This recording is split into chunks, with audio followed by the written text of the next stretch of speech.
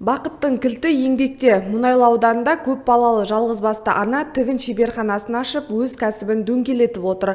Тұрмысының күрмеуін кәсібі арқылы келістіріп, шаруасын шырайландырып отырған 6 баланың анасы көпке үлгі.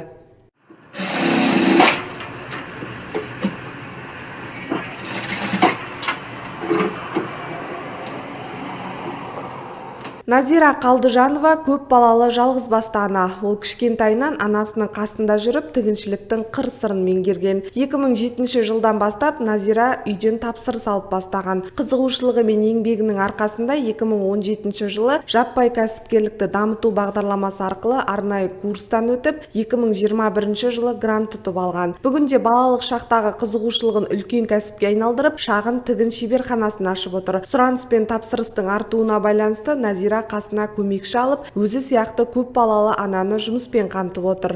Мына грантты деген осындай жұмыспен қамту, жаппай кәсіпкерлік дамытуын алдым. 2017-2021 аралығында осындай жұмыспен қамтуға тіркеліп, осындай грантты ұтып алғанмын. Сертификат алып, оқып, бір ай оқыдым. Сол неден жұмыспен қамтуға тіркеліп, содан март-апрель арасында мен осындай грант ұтып алдым. Ұтып алып, осындай 583.400 теңге қайтарымсыз ақша алып, осы міне ательемді ашып отырмын. Аллаға мыңда бір шүкір, мен осы 6 баламды осы жаңа немен асырап отырмын өзім.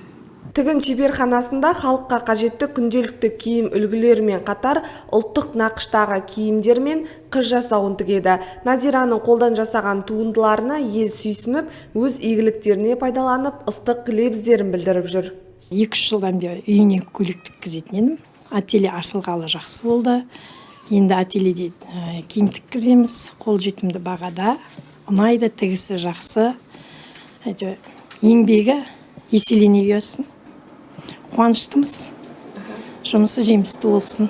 Жаппай кәсіпкерлікті дамыту бағдарламасының негізгі мақсаты жұмыспен тұрақты және нәтижелі қамтуға жәрдемдесу арқылы халықтың табысын арттыру. Шағын және орта бизнесті дамыту үшін үкіметтен көрсетілетін қолдау да көп. Өңірде жеңілдетілген несиелер алып, кәсібін жандандырып жүргендер жетерлік. Олардың арасында ірілі ұсақты дәстүрлі емес кәсіпкерлікпен айналысып келе жатқан жандардың ұмтылысы ауданның әр азаматының еңбектен енжар еместігінің куәсі іспетті. Дәметкен Саматқызы, Мұқағали Нұрдәулет, Ақтау Ньюс.